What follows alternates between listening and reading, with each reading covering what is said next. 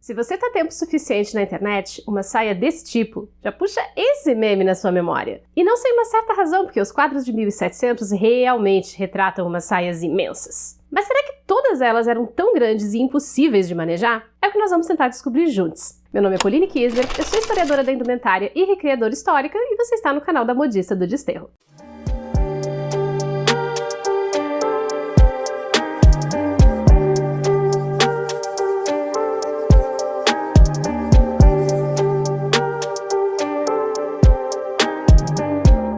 Olá, modisters! Tudo bem com vocês aí desse lado? Se você rolou por acidente de uma carruagem mal assombrada a caminho de um castelo altamente suspeito no meio de uma madrugada de temporal, seja muito bem-vindo!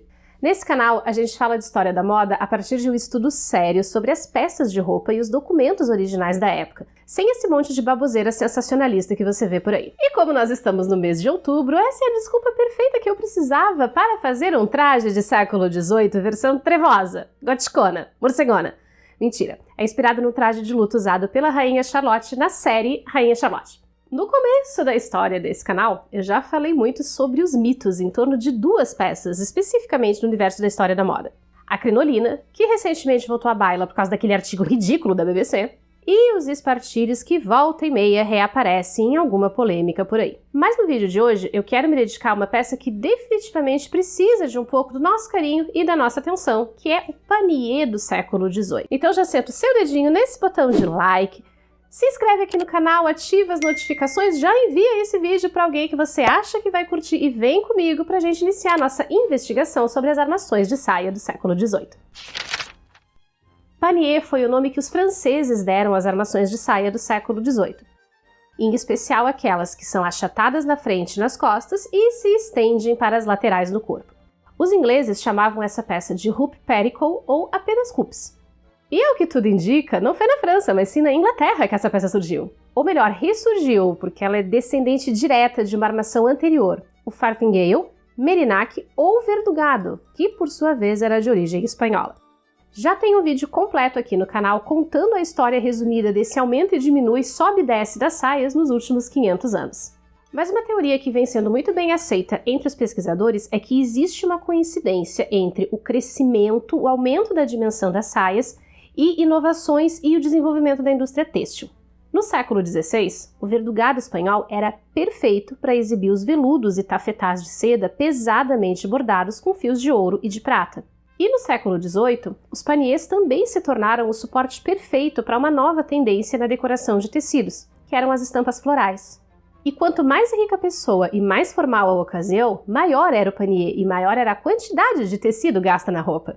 Então a indústria têxtil e a moda caminhavam assim lado a lado, se retroalimentavam, se paqueravam ali, mas não exatamente sem um empurrãozinho do governo.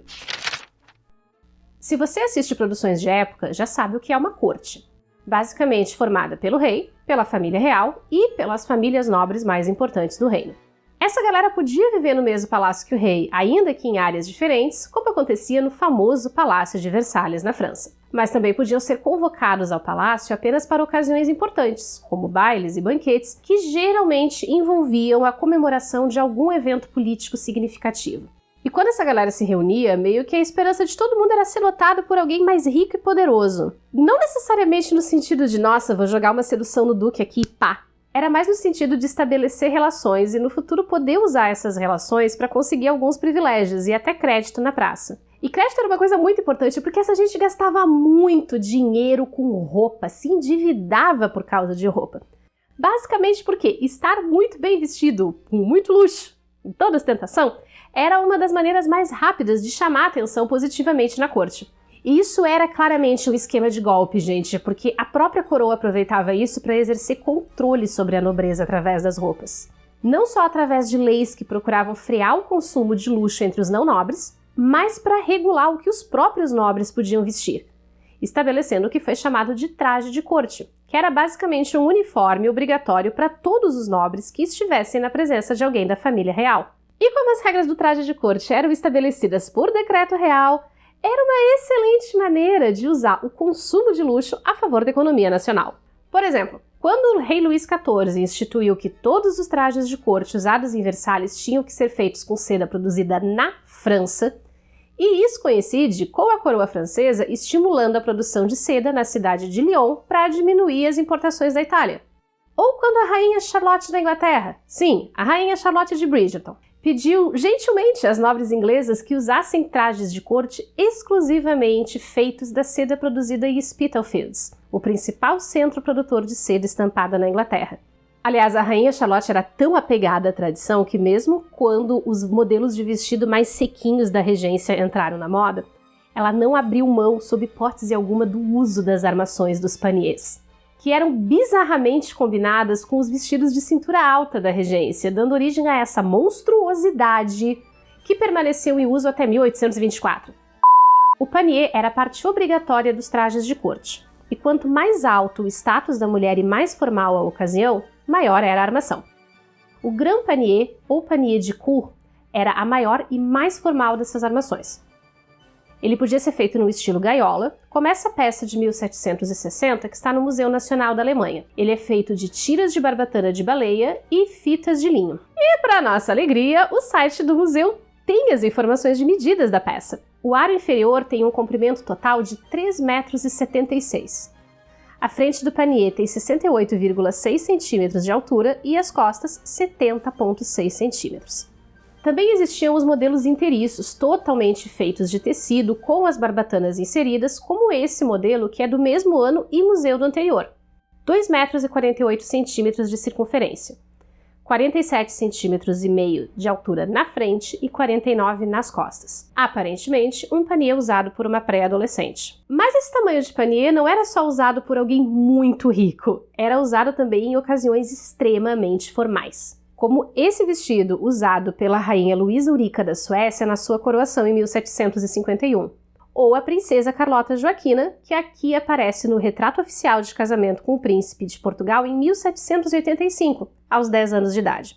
E nessas ocasiões formais, as mulheres de status inferior acabavam ficando obrigadas a usar armações menores, um pouco mais discretas, e dessas sim existem vários exemplos em museus espalhados pelo mundo.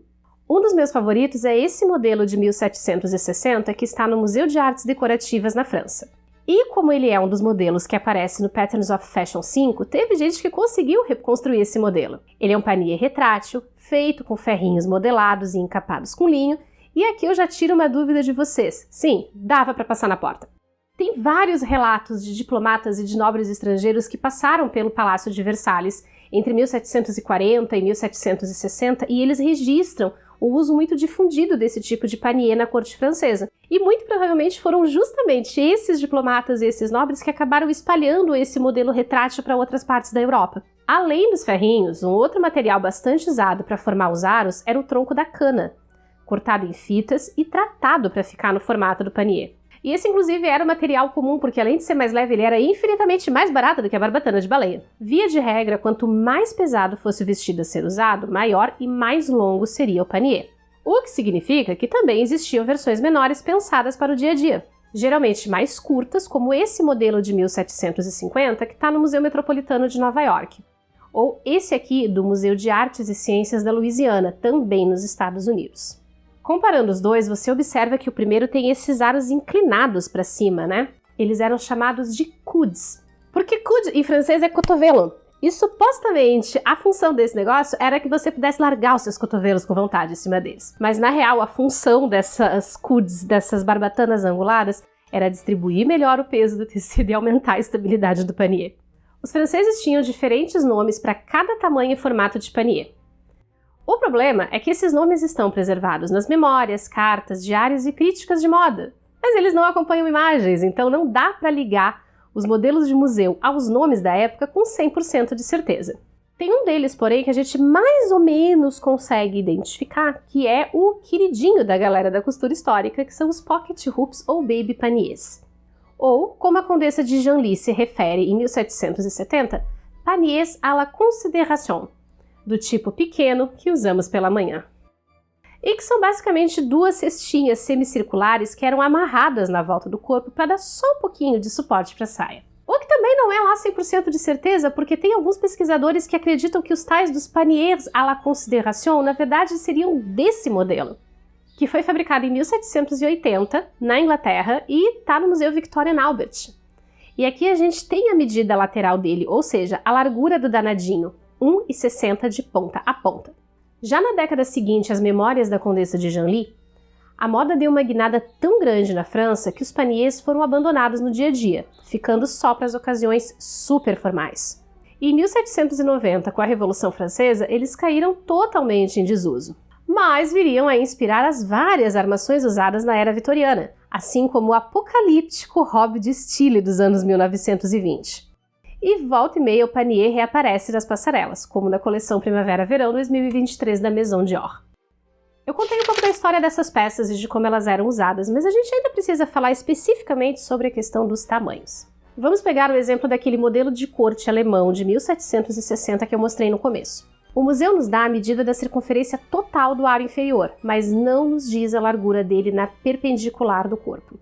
Então não adianta só eu vir para cá e mostrar para vocês as peças originais dos museus em exposição no manequim, porque não necessariamente o manequim em que a peça está exposta tem a mesma altura, a mesma proporção de ombros que a pessoa para quem essa peça originalmente foi feita.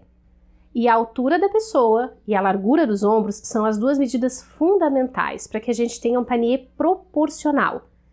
E para que a gente consiga entender essa peça em relação ao corpo para o qual ele foi projetado. Então, em nome da curiosidade dos modisters, e obviamente da minha também, eu resolvi que estava na hora de fazer umas armações do século XVIII para testar com vocês, assim como nós já fizemos com a crinolina vitoriana. Não, você não ouviu errado, umas, assim, no plural mesmo. Mas aí você vai precisar voltar aqui na semana que vem para acompanhar o restante desse rolê. Muito obrigada por assistir até aqui, deixe o seu like, o seu comentário, se inscreva, ative o sininho das notificações, porque o YouTube de vez em quando esquece de entregar os vídeos para as pessoas. E aproveita para dar uma conferida nestes outros conteúdos de história da moda que a gente já tem por aqui e eu separei para você com todo carinho.